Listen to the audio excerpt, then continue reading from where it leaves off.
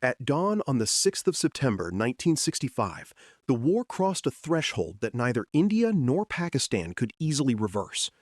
Indian troops moved across the international border in Punjab, carrying the fighting beyond the ceasefire line in Kashmir and into the plains that connected Amritsar, Lahore, Kasur, and Khem Karan.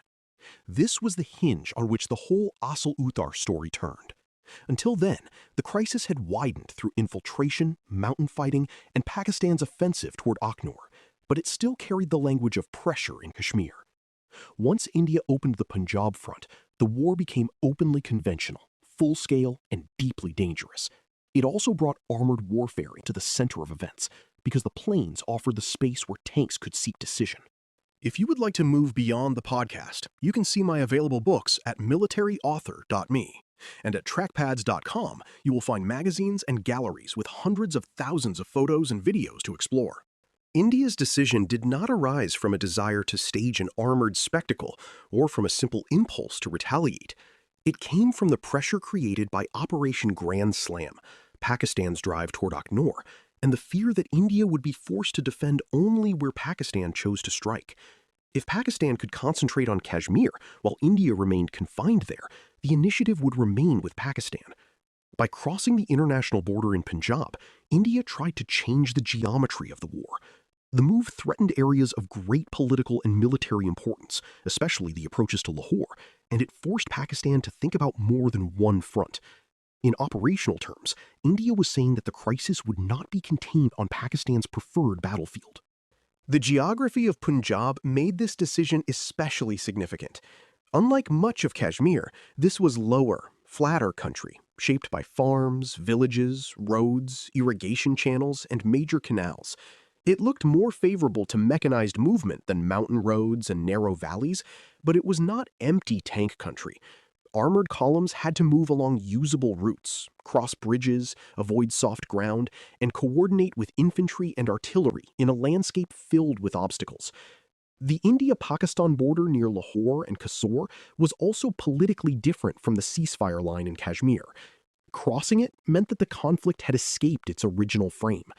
A local crisis had become a war between states across an internationally recognized frontier, and every commander now had to act under that larger shadow.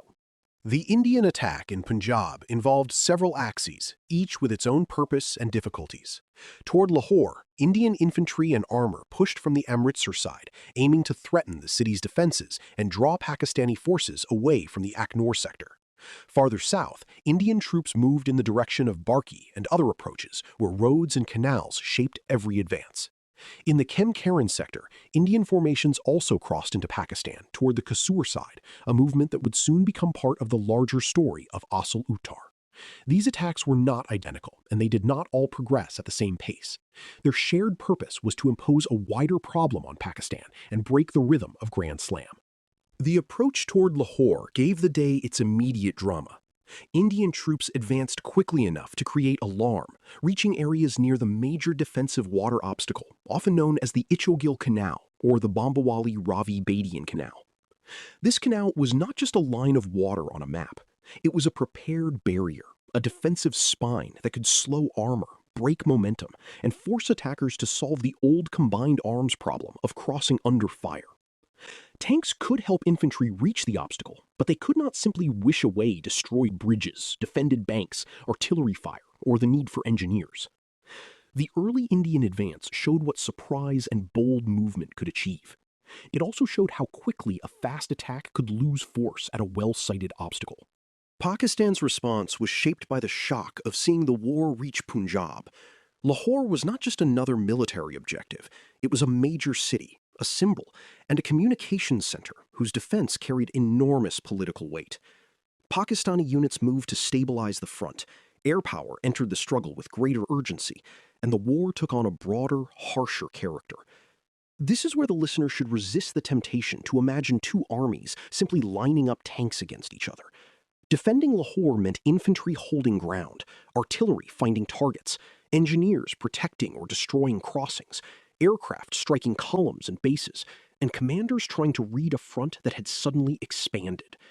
The tank was powerful, but the system around it mattered even more. South of Lahore, The Khem Karan-Kasur area began to take on a significance that would soon dominate the campaign.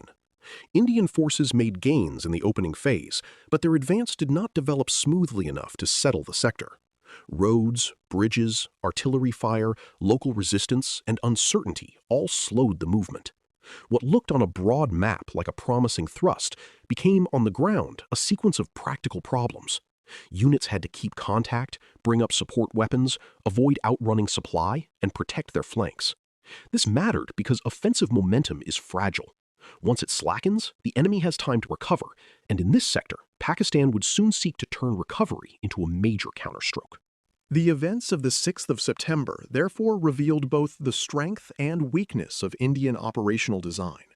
The decision to widen the war was strategically bold, and it did relieve pressure by forcing Pakistan to confront threats beyond Kashmir. Yet boldness at the strategic level did not automatically produce tactical clarity everywhere on the ground. Some Indian advances ran into prepared defenses, broken crossings, and the friction that accompanies any large movement under fire. Communications were never perfect, maps did not eliminate confusion, and supply columns could not move with the elegance of arrows drawn in headquarters. Tanks and infantry had to cooperate in real time, often under artillery fire and air attack. The day gained strategic effect, but it did not deliver a clean battlefield decision.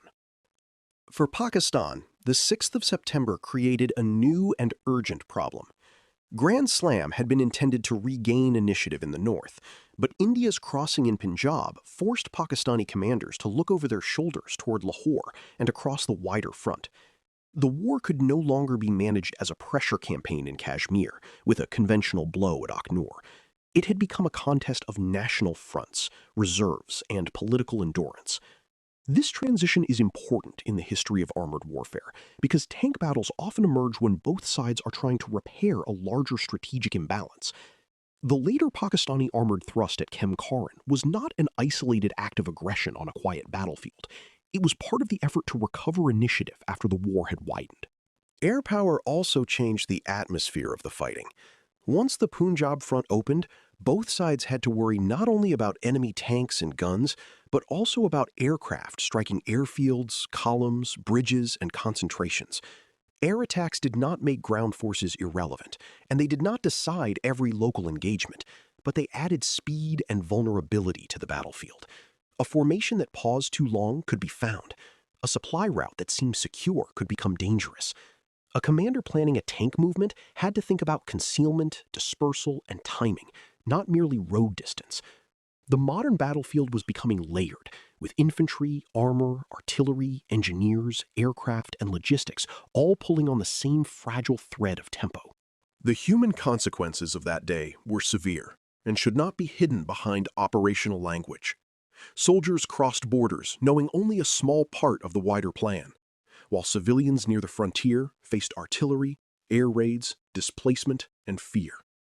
Villages that had been ordinary places of work and family life suddenly became terrain features in a campaign. Roads became military axes, bridges became objectives, and fields became places where men dug in or died. Serious military history has to explain why commanders made decisions, but it also has to remember what those decisions meant on the ground. The widening of the war was not an abstraction. It pushed thousands of people into danger and turned familiar landscapes into contested space. By the end of the 6th of September, both armies had crossed into a different kind of war. India had broken the frame of a Kashmir-only conflict and forced Pakistan to defend Punjab, while Pakistan now had every reason to seek a counterblow that could restore the initiative. The result was not immediate decision, but acceleration. Roads, canals, border towns, and armored reserves all became more important with each passing hour. The Khem Karan sector, which had first appeared as one part of a wider Indian attack, would soon become the place where Pakistan tried to turn the tables. That is why the 6th of September matters so much. It was the day the option of keeping the war limited began to disappear, and the road to Asal Uttar opened. You've been listening to Famous Tank Battles. These battles were never just about machines. They were about doctrine, terrain, firepower, logistics, and the hard problem of turning shock into victory. For more military history writing and books, visit militaryauthor.me. And for magazines, podcasts, and a massive archive of military photos and video, visit trackpads.com. Thanks for listening.